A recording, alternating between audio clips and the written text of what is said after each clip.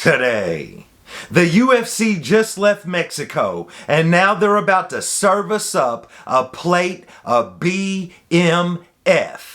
As Max Bless Holloway enters the octagon and attempts to defend his BMF championship against Charles Oliveira. Plus, what about Renner de Ritter stepping in the octagon with Kyle Baraujo? That's right. That's right. The Fighting Nerds is back. They might be missing a few members, but they still in it to win it. All of this and more on today's episode of Matter of Fact MMA. What's up? What's happening? Let's go. What's up, guys? We right back at it. We right back with it. It's your boy Matt, and we're here to talk about the upcoming card from the UFC, where in the main event we will see Max Bless Holloway attempt to defend the BMF championship against Charles Oliveira du Bronx. But first, we got to talk about real fast main event UFC Mexico. Down goes Moreno. Brandon Moreno takes an L on short notice to Lanier Kavanaugh.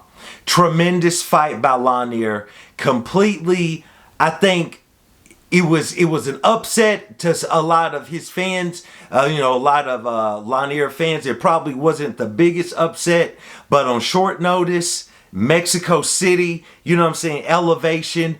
It was hard to believe he was going to go out there and put on that type of a show, and really had Brandon Moreno trying to stall him out. And Brandon Moreno was trying to stall him, hoping and praying that the man was going to get tired, but he never did. So shout out to him. He will make a tremendous jump in the flyweight rankings. Biggest win of his career. That's an understatement. But we will see where the UFC places him next. We also got to see what's up next for Brandon Moreno. Definitely think he has a lot left to give to the game, but I'm not sure if he's still top 5, top, 6-ish, 7-ish material. But we will see. Nevertheless, man, shout out to Lanier Kavanaugh as he goes out there and gets the win. Now, let's move on. UFC. We got us a number card. It's UFC 326. We're in the main event. Max Bless Holloway attempts to defend the BMF championship against Charles du Bronx Oliveira. Very, very interesting fight, man. Very, very interesting fight as I set my phone over here. So here's the thing, man. If you've seen recent training footage or anything, or training photos of Charles Oliveira, homie's in shape, but homie's big. He's a big dude, man. He's a muscular, big, sturdy dude. Pause. You know what I'm saying? And so when I'm looking at this, and you look at his history at 155 pounds, and while he hasn't missed weight a ton, he's missed weight a few times, but I wouldn't say some people have missed weight like 5 times in a weight division. You know what I'm saying? Maybe that might be an exaggeration, but you hear what I'm talking about. But it's really based out of his most notable miss cost him the championship, and that was really strange. But Charles Oliveira is a big guy for 155 pounds. And clearly, from what we've seen out of the last 2 to 3 years of Max Holloway, he should have been at 155 pounds probably for a while now. You know what I'm saying? Probably one of his, maybe the first time after he lost to Volkanovski, definitely the second time he lost to him, he should have been up at 155 pounds. He put on that show against Justin Gaethje. He was outstanding against Dustin Poirier. So we've seen a lot of great things out of Max Holloway at 155 pounds. I get it. UFC comes calling. They're offering you up a title shot at 145 against Ilia Topuria. You got to take it in a way. In a way, I'm sure it was tremendous money. It's an instant title shot. And Ilia was proven, but somewhat unproven in Max Holloway's eyes. So, it is what it is, man. But, with that being said, he's looked outstanding at 155 pounds. And clearly, I believe that this is a fight that they're doing because Ilya is the champ at 155, and they don't want to run that fight back yet. Probably feel like they can't sell that fight just yet. But if Max goes out there and defeats Charles Oliveira, now they in a position to sell that fight.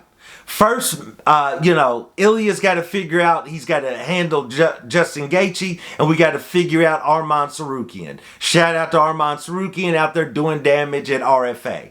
Nevertheless, not even RFA. What is it? Real American Fight? Yeah, the Free South Wrestling Organization. Shout out to them. They're outstanding. I do apologize. Nevertheless, man, Max Holloway is in an outstanding position, and this is clearly where he should have been at when you're still talking about weight classes, which I am.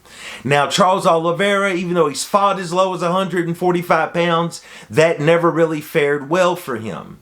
And you look at how easily he was knocked out by Ilia Topuria. Granted, he did bounce back, in his last fight. But, at the same time, man, I just don't think he's at his best at 155 pounds anymore. Now, clearly he hasn't fought at 170, so it's like, I'm not saying that that's better for him. This is by far, he's the former champ. He should have respect thrown all over his name, you know what I'm saying? But at the same time, man, this weight class might have kind of got away from him. Because to compete at that tip-top level, where he obviously is competing at, I think that weight cut is a little bit too much on him to absorb some of these shots. You know what I'm saying? His last fight wasn't against a primary striker, but against somebody like Ilia Topuria, and what we're about to see from Max Holloway, I think that lack of having that extra water weight, having that extra fluid cushion around your brain, to be able to absorb those shots to the head, I think that is something he really needs. Now, I know that's a tremendous jump up to 170 pounds, and he might not be at his optimal cardio weight at 170 pounds, but I just don't know if 155 is still a match for Charles do Bronx. I will say, you've been watching my channel for a while. I'm a tremendous do Bronx Charles Oliveira fan. Huge fan of this man. You know what I'm saying? But I'm also a huge fan of Max Bless Holloway. And I feel like in this meeting, at this stage in their career, at this weight class, I think this is the optimal weight class for Max Holloway, but I cannot say the same for Charles Oliveira. With that being said, I also feel like Max's style lends itself to this fight. Styles make fights, and I think that do Bronx, who will crash into opponents a lot, recklessly throwing shots, which is why he has a lot of tremendous knockouts and drops of his opponents, because he's not worried if the fight goes to the ground. I don't think Max Holloway is that dude that's going to bite on that. I feel like Max Holloway will let you crash in. If he catches you and you go to the ground, he's not going to follow. And I feel like that while Max doesn't, he had a spotless takedown defense record, I should say, earlier in his career. I know maybe over his last 3 to 4 fights, you might have a takedown in there, here and there, you know what I'm saying? But at the same time, man, Charles Oliveira is not like a takedown artist. You know what I'm saying?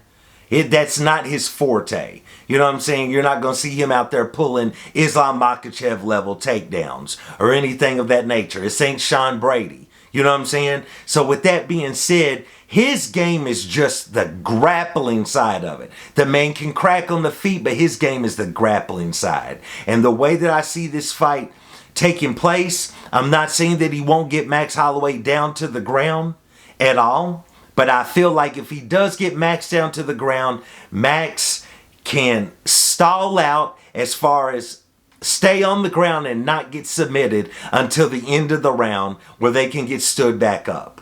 Max is not offensively going to grapple at all, but his defensive grappling is extremely good. And so I feel like against an opponent like Charles Oliveira. And Charles Oliveira likes, he likes to cook as well. Let him cook. Charles Oliveira likes to cook. He's not a guy that's going to get you on the ground and instantly chain in submission attempts. That's not his game. He's going to cook you on the ground, and then when he feels like you're beaten up, you've been simmered, you've been boiled, when you're ready, that's when the homie will cinch up something on you on the ground as far as a submission. But I don't think that Max Holloway's stand-up lends itself to that. Because I think Charles Oliveira is going to go out here and have to expand a lot of energy to try to get Max Holloway down to the ground. Because he isn't a traditional takedown guy. And I just don't see Max falling for a lot of the traps where Charles will look vulnerable as he crashes to the ground in hopes that his opponent will follow. So in my opinion, Max Holloway goes out there and gets a 5-round decision against Charles "Do Bronx" Oliveira and retains his BMF championship of the world. And from there, we will see where he moves forward, because Ilya's got a lot of things to sort out between Justin Gaethje, and we still got Arman Tsarukyan waiting in the wings. So let's move on, man. How about in the co-main event, Caio Borralho steps in the octagon with Renner de Ridder, or Renner de Ridder, depending on where you at in the world and how you talk. Man, I went back and forth over this fight, man. Because the thing about de Ridder is we saw de Ridder get broken last time. And Borralho is not a guy that is a slouch in the cardio department. He's got a gas tank. And we saw de Ridder broken by a gas tank fighter, right? And I really believe this is a hard one to call, because de Ridder's the type of fighter that is so wild and so chaotic on the feet because he really just wants to get his hands on you. You know what I'm saying? He's just trying to get his hands on you. You know what I'm saying? He's like a young dude when the sex drive is going berserk. And he going out on that first date. They about to go into the movie theater. They getting in the back row of the movie theater. And ain't nothing nefarious gonna happen. But you know, he trying to get his hands on something, you know what I'm saying, with his girlfriend, and they at the movie theater, and you get what I'm saying. Even though nobody will ever go to the movie theaters again. So the movie theaters are now a dated reference. I understand that. But you follow what I'm saying. That's what de Ridder's trying to do. And so with that being said, man, I really feel like Borralho is going to be smart enough, you know what I'm saying, to keep his distance. I think he's going to be smart enough as to not fall victim to what de Ridder is trying to do.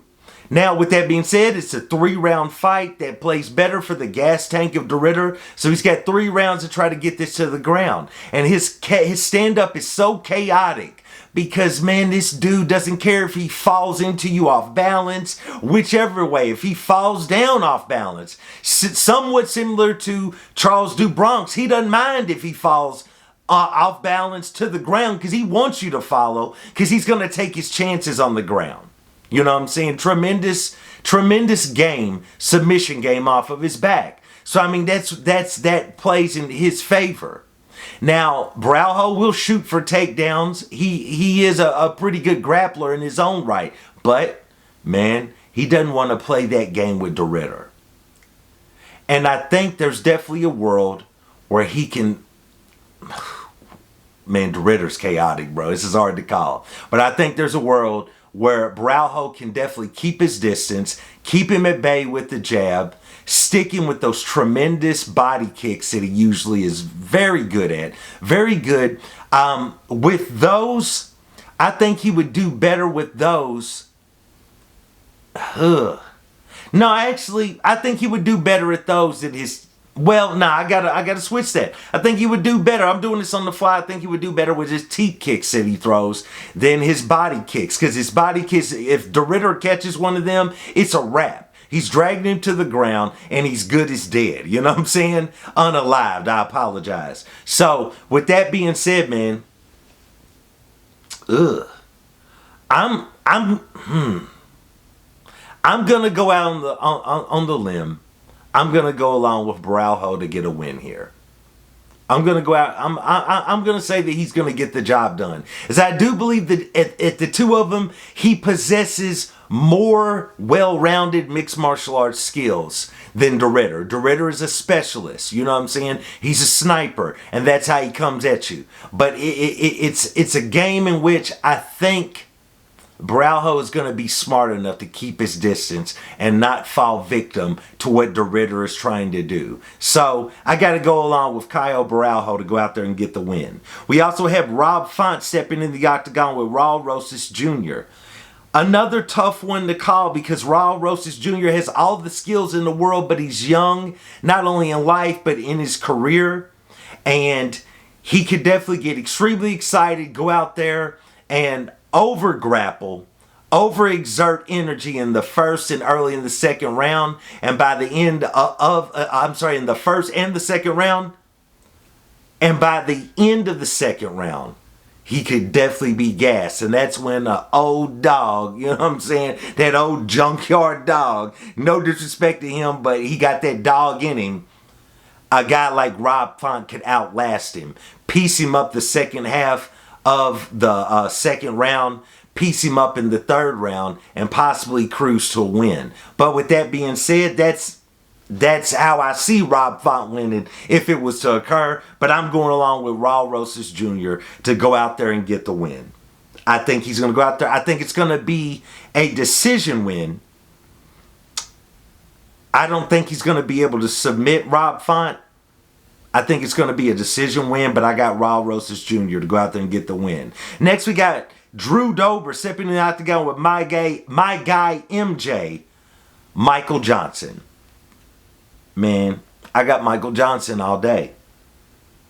Drew Dober, you know, kind of got a strange win in his last fight. You know, the referee called a halt to the action due to a foul. I believe it was a low blow. And then right after that, Drew Dober went in and with reckless abandonment got the fight over.